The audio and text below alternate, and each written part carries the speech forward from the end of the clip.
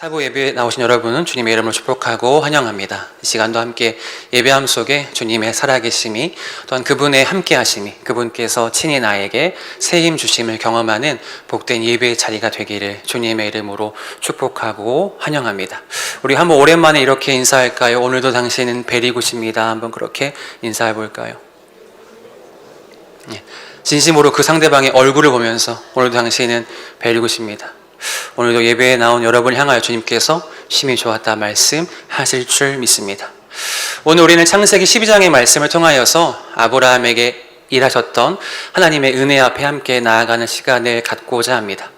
여러분, 아브라함 아마 어린 시절부터 신앙생활을 해오신 분이라면 우리가 너무 익숙히 알고 있는 말씀이죠. 성경 가장 먼저 열면 우리가 매년 일족할 때 만나게 되는 창세기, 그 중에서도 반가운 우리의 단골 손님 아브라함의 이야기입니다. 오늘 목사님께서 분명히 이러한 말씀 하시겠구나 그렇게 예상하는 분들이 아마 한 75%는 될 거예요. 그렇게 뻔할 것 같다는 마음은 잠시 내려놓으시고 익숙하게 생각되어져서 벌써 마음을 닫거나 귀를 흘리지 않고 온전히 그 말씀 앞에 함께 나아가는 시간 되기를 원합니다. 창세기 12장은요 바로 아브라함의 소명장, 하나님께서 아브라함을 부르시는 장면입니다. 하나님은 오늘 말씀에서 아브람을 부르시고요, 그의 발걸음을 움직이셔서 그를 믿음의 조상으로 만들어 가시죠. 그리고 아브라함의 입장에서는요, 하나님의 부르심을 반응한 그의 걸음이 그가 열국의 아비가 되고 시대를 떠나서 여전히 그를 믿음의 조상이라 부를 수 있는 그 믿음의 여정 앞에 그가 서 있게 되는 장면입니다. 함께 이 시간 말씀을 통하여서 아브라함에게 일하셨던 그 아브라함의 하나님이 오늘 우리의 하나님이심을 경험하는 복된 시간 되기를 다시 한번 주님의 이름으로 축원합니다. 때는 BC 2000년대 초기쯤 당시의 사람들은요, 몰렉과 하늘의 별과 달을 신으로 섬기던 시대이죠. 바로 그때 하나님께서 갈대아 우르에 사는 한 사람을 찾아와서 그를 부르십니다. 바로 그는 오늘 말씀에 등장한 아브람, 이후에 아브라함이 될 아브람, 그걸 하나님께서 부르시죠. 근데 그는 여러분 어떠한 사람이냐면요, 창세기 6장에 등장하는 노아, 여러분 아시죠? 노아는 조금 다르게, 성경은 노아는 의롭고 깨끗한 사람이라 말했지만 성경은 아브라함에 대해서 그렇게 말하고 있지 않아요. 아브라함은 노아처럼 깨끗하고 하나님을 믿던 신실한 사람이 아니었습니다. 심지어 그의 아버지는요, 우상을 만들어 파는 일을 하던 사람이었어요. 노아는 아주 정반대의 삶을 살았던 사람이 바로 아브람이죠. 하지만 하나님은 그를 부르셔서 그에게 말씀하시죠. 우리 1절 말씀을 다시 한번 함께 읽어볼까요? 1절 말씀 읽습니다. 시작. 여호와께서 아브라함에게 이르시되 너는 너의 고향과 친척과 아버지의 집을 떠나 내가 내게 보여줄 땅으로 가라. 여러분, 만약 여러분이 이 당시의 아브라함이라면 어떠한 생각을 하게 되실 것 같습니까? 그는 어쩌면 하나님을 섬기던 사람도 아니었고요, 하나님이 쓰실 만한 자격 요건을 갖춘 사람도 아니었어요. 오늘날로 말하면 목사님의 자녀, 장로님의 자녀처럼 그렇게 믿음의 가문에 속한 사람도 전혀 아니었다는 거죠. 그의 아버지는 데라입니다. 앞서 말했듯이 그는 우상을 만들어 파는 사람이었다는 거죠. 전혀 보기에는 아무것도 준비되지 않은, 쓰임 받을 만한 자격이 전혀 없는 가문에 있는 바로 아브람. 특별히 11장의 후반부에 기록된 데라의 족보를 보면요, 그의 가정은 참 아무런 희망도 없는 가정처럼 보여집니다. 창세기 11장 27절과 28절 말씀, 27절과 28절 함께 읽습니다. 시작. 데라의 족보는 이러하니라. 데라는 하라는 그 아비 데라보다 먼저 고향 우르에서 죽었더라. 그 족보를 잠시 설명하면요, 데라의 아들 하라는 아버지보다 먼저 죽게 됩니다. 또 다른 아들 아브람은요, 사레와 결혼했지만 아직까지도 사례는 임신하지 못해서 그 가정에는 전혀 자식이 없는 상황이죠. 결국 데라는 205세가 되어서 죽게 되고요. 이렇게 데라의 가문, 아브라함의 가족은 모든 것이 끝이 나는 절망적인 상황에 놓여져 있습니다. 이렇게 실패와 절망 같은 상황에 놓인 가문에 바로 하나님께서 역사하시고 그 가문을 믿음의 가문으로 사용해 가시죠. 그럼 어떻게 그렇게 절망적인 상황에 놓였던 그 가문을 하나님께서 믿음의 가문으로 만들어 가실 수 있었을까요? 바로 그 시작은 하나님께서 말씀하시는 순간에 그 일이 시작되어집니다. 조금 전 읽었던 말씀에 여호와께서 아브라함에게 이르시되 하고 그렇게 1절 말씀이 시작되죠. 여호와께서 아브라함에게 이르시되, 하나님께서 그렇게 아브라함에게 말씀하시자 이 말씀 한 말씀이 아브라함의 인생을 완전히 뒤바꾸어 놓게 된다는 거죠. 절망과 어둠과 희망이란 전혀 없던 상황에서 하나님께서 그에게 말씀하시자 그의 인생은 완전히 변화가 되어집니다. 만약 그 인생에 하나님께서 나타나지 않으셨다면, 그 가정에 하나님께서 말씀하지 않으셨다면 그의 가문과 아브라함은 그 인생은 아무런 흔적도 남김없이 사라져 버렸을 거예요. 오늘 여기서 우린 중요한 첫 번째 진리를 발견하게 됩니다. 여러분, 가장 복된 인생은 어떠한 인생일까요? 바로 가장 복된 인생, 여호와께서 친히 말씀해 주시는 인생입니다. 바로 그 인생이야말로 가장 복된 인생임 우리는 믿고 따라가야 하는 거죠. 바로 우리의 삶 가운데 하나님의 음성이 들려질 때, 우리의 삶 가운데 하나님의 말씀이 들려질 때 우리는 그 어떠한 것을 가진 자보다, 그 어떤 것을 누린 자보다 더욱더 복된 것을, 더욱더 값진 것을 가지고 누린 자가 될 줄을 믿습니다. 우리 주님은 지금도 그 은혜의 자리에 우리 모두를 초청하고 계십니다. 바라기는요, 우리 모두가 함께 이 시간 예배함 속에 하나님의 부르심과 그 말씀이 들려지고 그 음성을 통하여서 우리의 삶에 가로막혀 있었던 모든 실패와 절망과 좌절에서 우리 모두가 자유케 되고 참된 주님의 행복, 참된 주님의 찐 행복을 누리는 우리 모두가 되기를 주님의 이름으로 축원합니다. 다시 한번 1절 읽어봅니다. 1절 말씀 시작. 여호와께서 아브라함에게 이르시되 너는 너의 고향과 친척과, 그렇게 하나님이 어쩌면 인간의 눈으로 보기에는 아무런 자격이 없는 아브라함에게 찾아오셔서 그에게 말씀하십니다. 그리고 고향과 친척과 아버지의 집을 떠나 내가 내게 보여줄 땅으로 가라 말씀하시죠. 먼저 여기서 그의 고향과 친척, 아버지의 집, 떠나야 할 이것은 무엇일까요? 바로 그것은 아브라함이 그동안 살아왔던 삶과 과거, 그 삶에서 이루어왔던 모든 것들, 그가 손에 잡고 있던 모든 것들이 고향과 친척이라 할 수 있죠. 달리 말하면 이것은 그의 눈에 보이는 것입니다. 그런데 하나님께는 그에게 말씀하시기를, 그에게 나타나 말씀하시기를 눈에 보이는 것을 다 포기하고 손에 잡고 있는 것을 다 버리고 떠나라고 말씀하시는 거죠. 너의 삶 가운데 이루었던 모든 것들을 다 손에서 내려놓고 떠나라 말씀하십니다.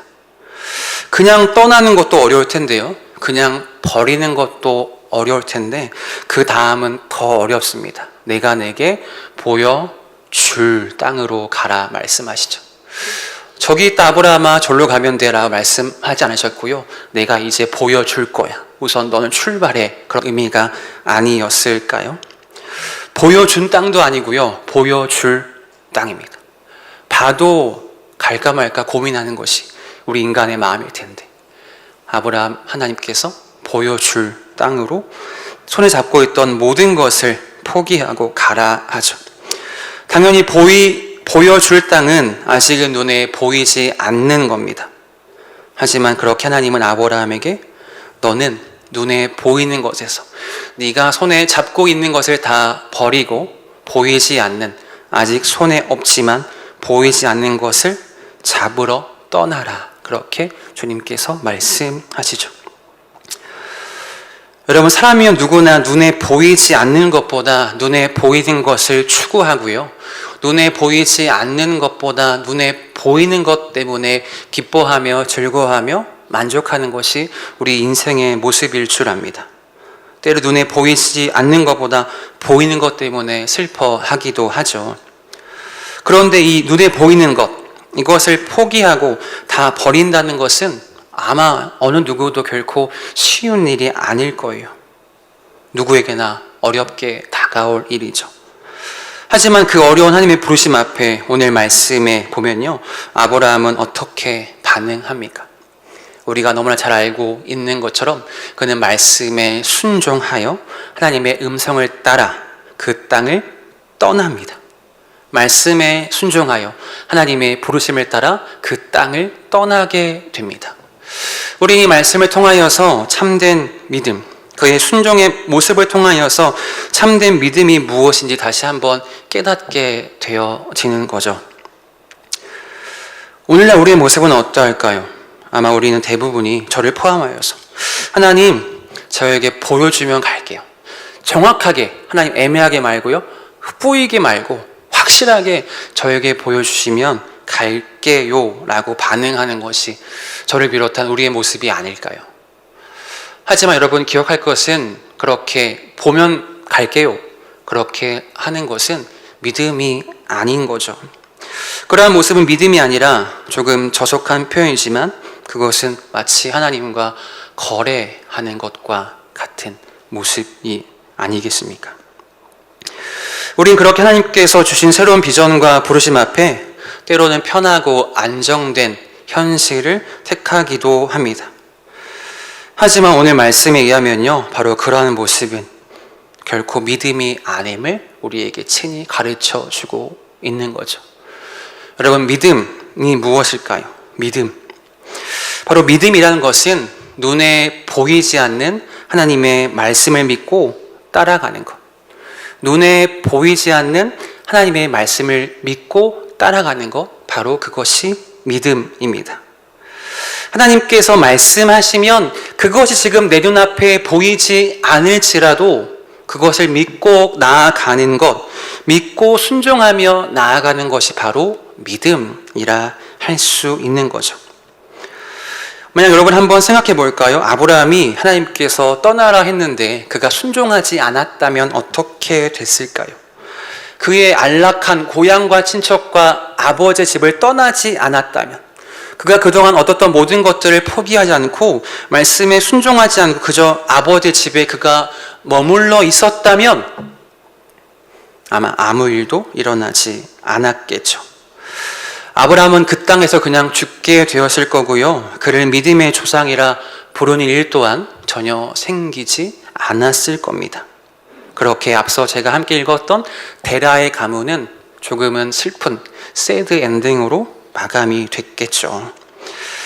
하지만 하나님께서 그 가운데 계획하시고 섭리하셔서 그에게 말씀하시고요, 가야 할 사람과 가야 할 곳을 정하시고 인도하시자 아브라함은 놀랍게 쓰여지게 됨을 우리는 말씀 가운데 발견하게 됩니다.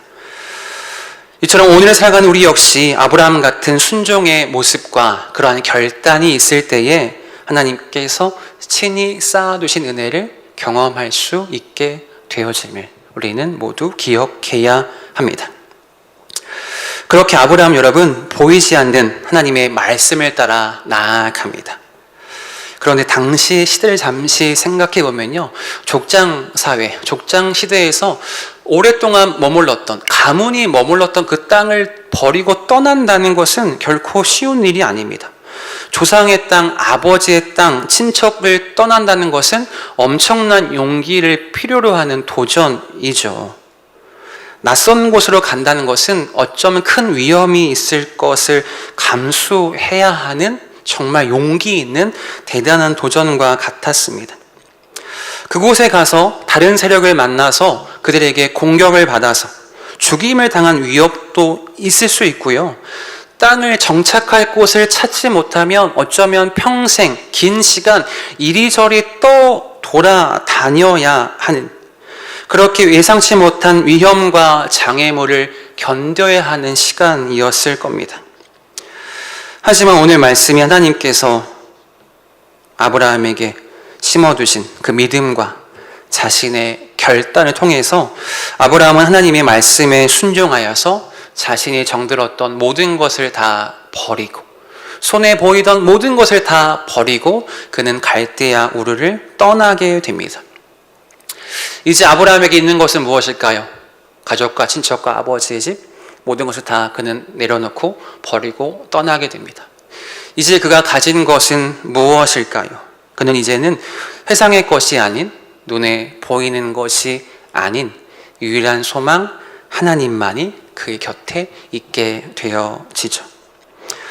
그렇게 아브라함은 말씀에 순종하여서 그 땅을 나아갑니다.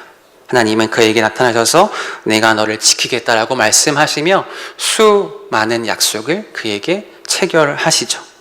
2절 말씀 함께 읽습니다. 2절 말씀 함께 읽습니다. 시작. 내가 너로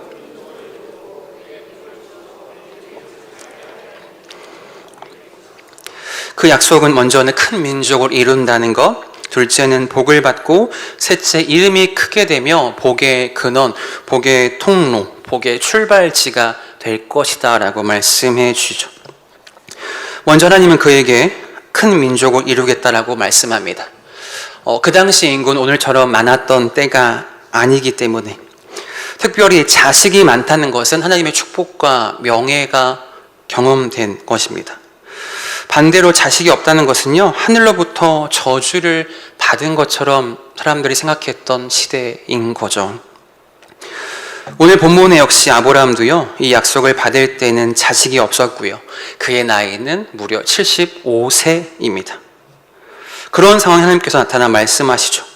내가 너로 하여금 큰 민족을 이루겠다.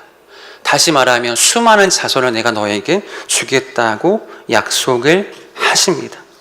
75세 아브라함에게 나타나셔서 하는 말씀이신 거죠. 가정의 속을 우리가 달 수 없겠죠. 아브라함이 가정이 얼마나 힘들었을지는 알 수 없겠지만은 75세까지 자녀가 없었기 때문에 아마 그들도 자녀를 가지기 위해서 많은 시도를 하고 있었을 거예요. 아무리 노력해도 가질 수가 없었기 때문에 뒤에 보면요, 15장에 그의 종 엘리에셀이 등장합니다.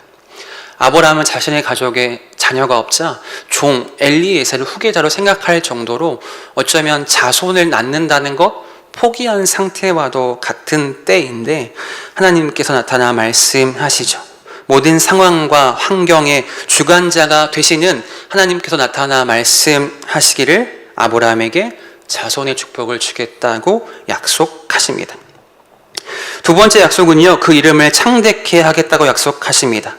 그 이름이 창대하게 된다? 이것은 그의 이름을 모든 이름 위에 뛰어나게 하겠다는 거고요, 그의 명성이 널리 퍼지게 할 것을 약속하신 것이 그의 이름을 창대하게 해주겠다는 약속이에요. 그런데 더욱더 이 약속이 특별한 이유는요, 바로 창세기 바로 앞장 11장의 내용입니다. 여러분, 창세기 11장에 어떤 내용이 혹시 있는지 아십니까? 바로 바벨탑 사건이 기록되어 있어요. 왜 그들이 바벨탑을 쌓았을까요? 자신의 이름들이 높여지기 위해서 그 바벨탑을 쌓게 됩니다. 인간적인 욕심과 욕망 때문에 하나님처럼 자신들의 이름이 높여지고 싶어서 바벨탑을 쌓다가 결국 그것이 모든 것이 헛되게 되죠. 하지만 지금 읽었던 말씀에서 하나님은 그렇게 그들을 통하여서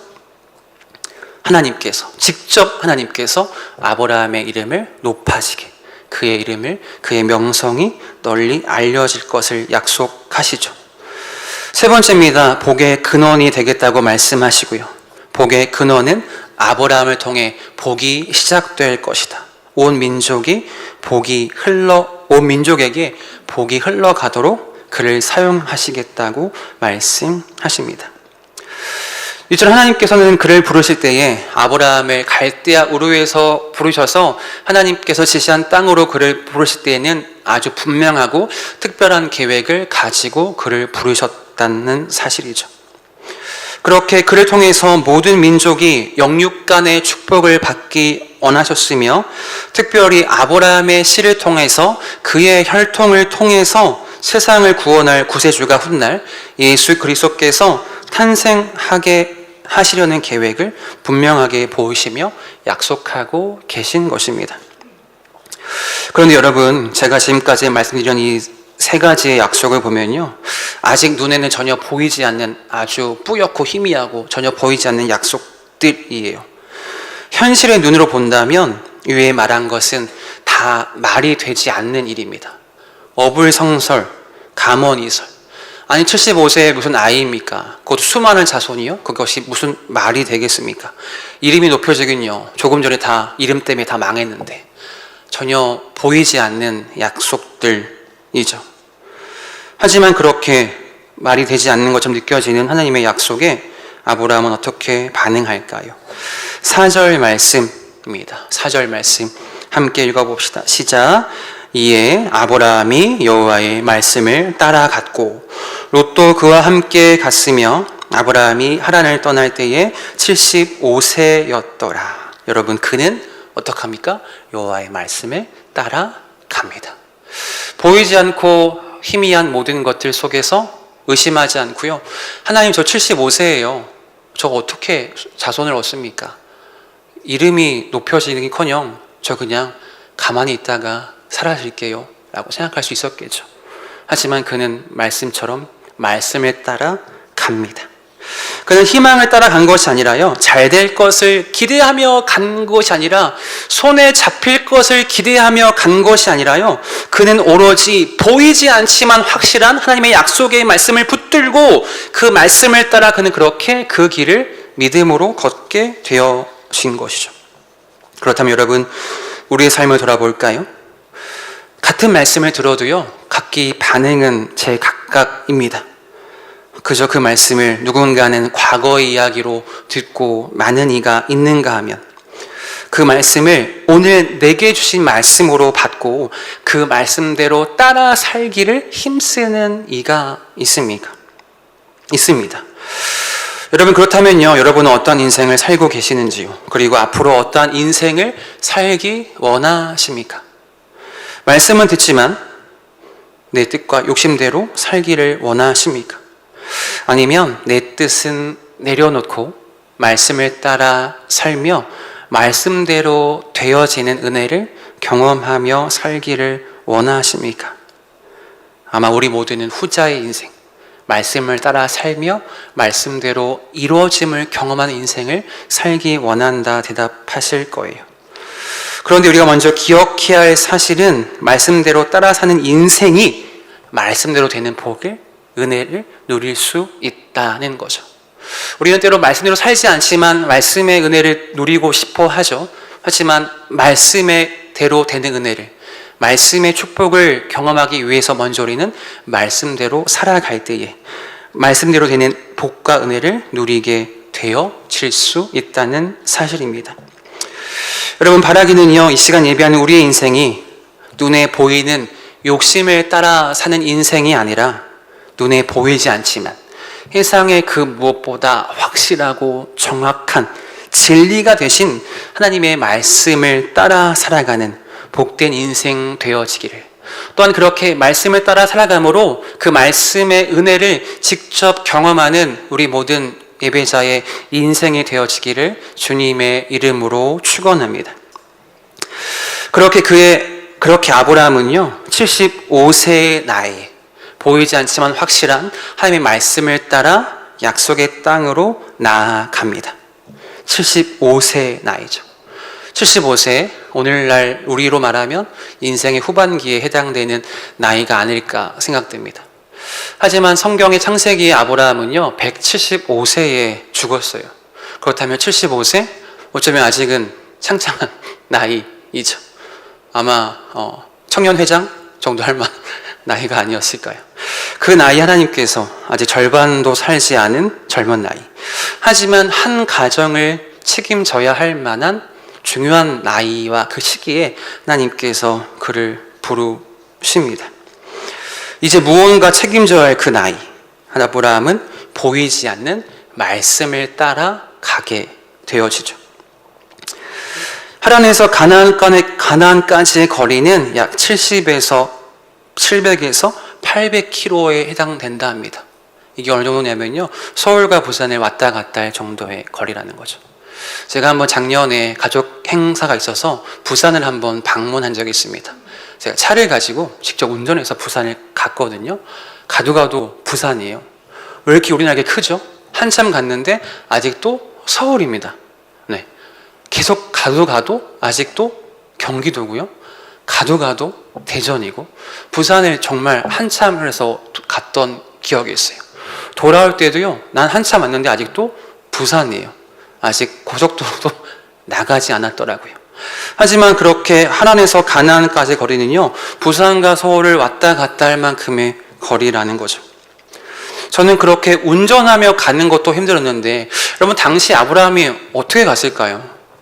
오늘날 KTX 청량역에서 타고 가면 됐겠지만, 그 당시 아브라함이 그곳에 뭘 타고 어떻게 갔을지는 모르겠지만 교통수단은 우선 발달하지 않았겠죠. 그리고 당시의 이동은요, 혼자 가는 것이 아니라 식구와 가축과 짐을 다 싣고 움직여야 한다는 거예요. 제가 부산 갈 때 저희 부모님을 모시고 갔거든요. 죄송하지만 참 그것도 쉬운 일이 아니더라고요. 그런데 아브라함은 가축과 짐승, 가족 다 데리고 간다는 거예요. 저기 막 꿀꿀 왈왈대고 있는 그것들을 다 소외되지 않도록 다 챙겨가면서 부산과 서울을 왔다 갔다 한다? 인간적으로 참 쉬운 그림이 전혀 아닙니다. 아마 그 당시 천천히 이동한다면요, 약 한 달 이상이 걸리는 먼 거리를 그냥 그렇게 걷게 되어져요. 그렇게 온갖 고생을 하면서요, 굶주려 가며 휴게소에서 만남의 광장에서 호두과자를 먹었겠습니까? 쉬지 않고 그 여정을 가게 됐겠죠. 그렇게 굶주리며 긴 여정을 떠나서 가게 됩니다. 여러분, 그렇다면 그렇게 수고하고 애써 도착한 가나안 땅에 준비된 것은 무엇일까요? 아브라함 수고했다, 이제 왔구나, 환영한다, 어서 우리 함께 즐기자, 그렇게 아브라함을 환영하는 인파들이었을까요? 6절 말씀입니다. 6절 말씀 함께 봅니다. 시작. 아브라함이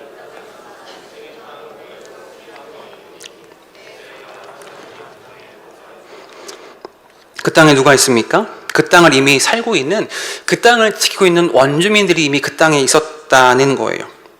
원주민들은 아브라함을 환영하기는커녕이요, 지금 우리 땅에 외부인이 왔어? 어쩌면 큰 공격이 있을 수 있는 상황이죠. 생활 영역에 침범한 아브라함과 그의 가족들을 죽이려고 하지 않았을까 생각됩니다. 그러한 상황권에 놓여 있을 때 하나님은 다시 아브라함에게 나타나 말씀하시죠. 7절 말씀 한번 읽어볼까요? 7절 시작.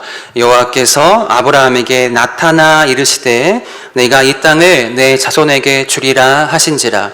자기에게 나타나신 여호와께 그가 그곳에서 제단을 쌓고, 그렇게 하나님의 말씀에 따라 움직였고 하나님의 말씀을 따라 살기를 원하는 아브라함에게 하나님은 또다시 나타나셔서 그에게 말씀하십니다.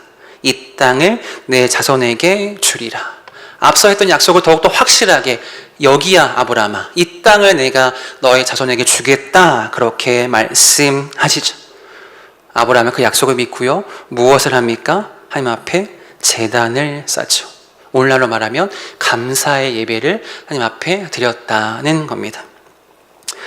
여러분, 아브라함은 그 이후에도요, 장소를 옮겨가면서 계속해서 제단을 쌓고 여호와 하나님의 이름을 찬양하며 하나님께 예배하게 됩니다. 이미 그곳엔 원주민들이 다 정착하고 있어서요, 어쩌면 그들은 장막을 치고 걷는 일을 반복할 수도 있었을 거예요. 예배하고 있다가 우리 땅에요, 죄송합니다, 걷고요, 또 장막 피고 접고를 반복할 수 있었겠지만 아브라함은 가는 곳곳마다 하나님의 이름을 찬양하는 일에, 그 이름을 높이는 일에, 하나님의 제단을 쌓는 일을 결코 포기하지 않습니다. 여기서 우리가 마지막 기억해야 할 중요한 사실은요, 바로 우리의 삶 속에서도 이렇게 아브라함과 같이 단을 쌓는 신앙이 필요하다는 사실이죠. 우리는 우리의 삶 속에서, 스스로의 삶 속에서 우리의 예배를 주님 앞에 날마다 드려야 한다는 겁니다. 주일에 한두 시간 교회 나와 예배하는 것으로 하나님을 예배한다고 끝날 것이 아니라 그곳이 어떠한 장소라 할지라도 스트레스가 가득한 나 일터일지라 할지라도 우리가 걸어가는 모든 삶의 순간순간이라 할지라도 그곳이 어느 때 어느 장소라 할지라도요 우리는 우리의 삶 속에서 하나님을 인정하며 그의 약속을 기대하는 마음으로 반드시 그 약속을 이루실 것을 기대하며 믿는 마음으로 우리의 삶에 단을 쌓는 신앙의 예배의 삶을 우리는 살아가야 함을 말씀 우리에게 가르치고 있습니다. 여러분 그렇게 우리는요 예배의 힘으로 이 땅을 살아가야 한다는 거죠. 세상의 수많은 방해와 공격에서 우리가 이길 수 있는 그 힘이 무엇일까요? 얼마나 우리가 많이 배운다 하고 얼마나 우리가 많이 가지면 세상의 방법들을 이길 수 있을까요? 그 무엇도 아닌 우리는 예배의 힘으로 제단을 쌓는 그 신앙의 힘으로 세상의 그 무엇 어떠한 공격도 이길 수 있음을 기억해야 합니다. 사랑하는 믿음의 동역자 여러분, 말씀을 정리합니다. 하나님의 말씀대로 살아가는 길, 그 길은요 솔직히 여러분 말아드리면 결코 쉬운 일은 아니에요. 그렇죠? 다 아시죠? 다 살아봤으니까요. 말씀대로 살아가는 일 결코 쉬운 일이 아닙니다. 아마 지금 누군가는 목사님 저도 알아요. 근데 안 되는 걸 어떻게 해요? 해봤는데 안 되는 걸 어떻게 해요? 라고 대답하실 수 있을 거예요. 결코 말씀대로 사는 일 쉬운 일이 아니죠. 하지만 기억할 것은 그 길만이 가장 복된 길이라는 사실입니다. 바로 그 길만이 우리를 생명으로 인도하는 유일한 길임을 우리는 기억해야 합니다. 그 사실을 기억하는 우리 날마다 말씀대로 살기를 힘써 발버둥치며 살게 되겠죠. 우리는 바로 그 길 속에서 나와 늘 함께 하신 하나님을 발견하게 되고요. 나를 향한 하나님의 놀라운 은혜와 사랑을 체험하게 되는 것입니다. 그렇게 말씀을 주신 그분께서 또한 말씀대로 살아갈 수 있는 힘도 주심을 우리는 반드시 잊지 말아야 합니다. 혼자 걷는 그 길은 외롭고 쓸쓸할 거예요. 하지만 우리 공동체가 함께 한다면 그 길은 결코 외롭지 않겠죠. 더욱더 함께 걸어간다면 우리는 그 길을 향해 가는 우리의 걸음이 더욱더 당당하고 담대하게 그 약속을 따라서 힘차게 기쁨으로 나아가게 될 줄 믿습니다. 가다 보면 우리 청년들도 만나고 집사님도 만나고 권사님도 만나서 함께 그 길 더욱더 기쁨으로 담대하게 걸어가는 우리가 되어야 되지 않을까요? 그렇게 우리 모두가 하나님의 말씀을 따라 살기에 발버둥 치며 하나님의 약속이 내 삶에 이루어지는 은혜를 경험하는 우리 모두가 되기를, 그렇게 우리가 말씀의 은혜를 통하여서 간증의 주인공의 삶을 누리는 우리 모든 성도님들, 모든 청년들, 모든 사부 예배자들 되기를 주님의 이름으로 축원합니다.